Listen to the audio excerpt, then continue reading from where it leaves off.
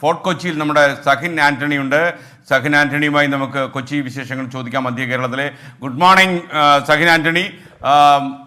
എന്തൊക്കെയാണ് സഹിൻ ആന്റണി ഈ ഞായറാഴ്ചയിലെ വിശേഷങ്ങൾ? ഈയിടെ ഒരു സഹൃദയൻ എന്നോട് ചോദിച്ചു, ഈ സഹിൻ ആന്റണിക്ക് ഉറക്കമൊന്നും ഇല്ലെന്ന്. Good morning. ഞാൻ പറഞ്ഞു, എന്തിനാ ഉറങ്ങുന്നത്? സഹിൻ ആന്റണി ഉണർന്നിരിക്കുന്നുണ്ടല്ലേ നമുക്ക് ലഭിക്കുന്നത്.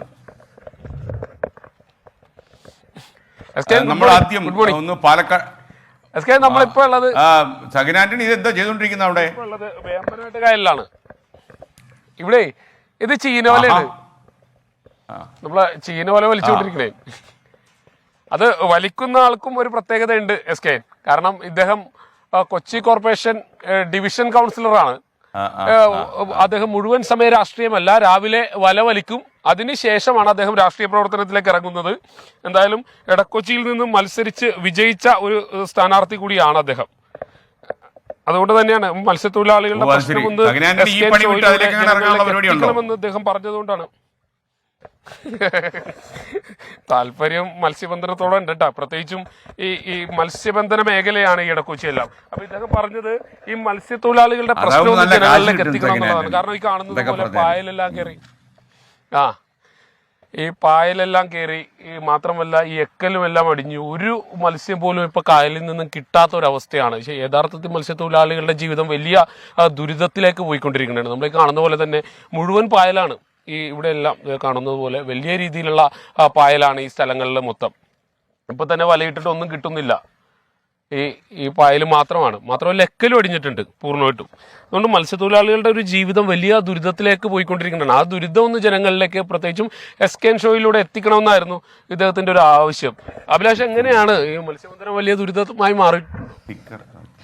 മത്സ്യബന്ധനം നിലവിലെ നല്ല ദുരിതത്തിൽ തന്നെയാണ് പോയിക്കൊണ്ടിരിക്കുന്നത്. അതൊന്ന് വൈഡായിട്ട് കാണിച്ചു കൊടുക്കുക പ്രേക്ഷകർക്ക്, അതെല്ലാം കാണാൻ വേണ്ടി. നമ്മൾ മാറ്റി കൊടുത്താൽ പ്രേക്ഷകർക്ക് കുറച്ചുകൂടി കാണാൻ പറ്റും. ഒന്ന് വൈഡായി കാണിക്കാം. പായല് നിറഞ്ഞിരിക്കുന്നതുകൊണ്ട് വല ഇടുന്നതിന് വളരെയധികം ബുദ്ധിമുട്ട് നേരിടുന്നു. അപ്പൊ തന്നെ എക്കലും അടിയുന്നുണ്ടെന്ന്. ഇപ്പോ കായലില് സ്വാഭാവികമായിട്ടും നേരത്തെ കൂടുതൽ എക്കലടിഞ്ഞ് കായലിന്റെ ആഴം കുറഞ്ഞിരിക്കുന്ന ഒരവസ്ഥയാണ് ഇപ്പോ. കാരണം ഈ മത്സ്യത്തൊഴിലാളികളുടെ ഒരു ജീവിതം അവർ വലിയ ദുരിതത്തിലേക്കാണ് പോയിക്കൊണ്ടിരിക്കുന്നത്. പ്രത്യേകിച്ചും കായലെല്ലാം നശിച്ചുകൊണ്ടിരിക്കുന്നുണ്ട്. ഇത് കാര്യമായ ഒരു ഇടപെടൽ അധികാരികളുടെ ഭാഗത്തു നിന്ന് ഉണ്ടായില്ലെങ്കിൽ നമ്മുടെ മത്സ്യത്തൊഴിലാളികളുടെ ജീവിതം വലിയ ദുരിതത്തിലേക്ക് പോകും. അതുകൂടി നമ്മുടെ മോർണിംഗ് ഷോയിൽ കാണിക്കണം എന്നുള്ളൊരു ആഗ്രഹം കൊണ്ടാണ് പ്രത്യേകിച്ചും ഇവിടെ വന്ന് ഇങ്ങനെ ഒരു ഷോ ചെയ്തത്. ഇനി നമുക്ക് വാർത്തകളിലേക്ക് കടക്കാം. പ്രധാനമായും ഇന്ന് പാലക്കാട് തന്നെയാണ് അനീഷിന്റെ മരണം. സഹിൻ, അവിടെ ഈ കായൽ കയ്യേറ്റമൊക്കെ നടക്കുന്ന പരാതി കേൾക്കുന്നുണ്ടല്ലോ, അതിനെ കുറിച്ചുകൂടെ പറഞ്ഞിട്ട് നമുക്ക് തുടങ്ങാം. തീർച്ചയായിട്ടും SK.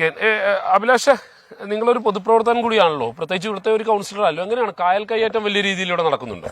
ഇടക്കൊച്ചി കായലിനെ സംബന്ധിച്ചിടത്ത് ഈ കായലെല്ലാം തീരത്തോട് ചേർന്ന എല്ലായിടത്തും സ്വകാര്യ വ്യക്തികളും വൻകിട സ്ഥാപനങ്ങളൊക്കെ വലിയ രീതിയിൽ കയ്യേറ്റം നടത്തുന്നത്. SK കാണുന്നത് പോലെയൊക്കെ അതേപോലെ കുറ്റിയടിച്ചാണ് ആളുകൾ എടുക്കുന്നത്. ഈ കാണുന്നത് പോലെ ആളുകൾ ഇങ്ങനെ കുറ്റിയടിച്ച് ഒരു കായലിന്റെ ഒരു ഭാഗം അങ്ങോട്ട് എടുക്കണേണ്. ഇത് ചോദിക്കാനോ അല്ലെങ്കിൽ ഇത് പിടിച്ചെടുക്കാനോ അധികാരികൾ തയ്യാറാകാത്തതാണ് പ്രധാനമായി ഇത്തരത്തിലുള്ള കായൽ കയ്യേറ്റങ്ങൾക്ക് കാരണമായി മാറുന്നത്. എന്തായാലും ഇതെല്ലാം ബാധിക്കുന്നത് സാധാരണക്കാരായ മത്സ്യത്തൊഴിലാളികളെയാണ് എന്നുള്ളതാണ് ഈ ഘട്ടത്തിൽ നമ്മൾ എടുത്തു പറയേണ്ടത്.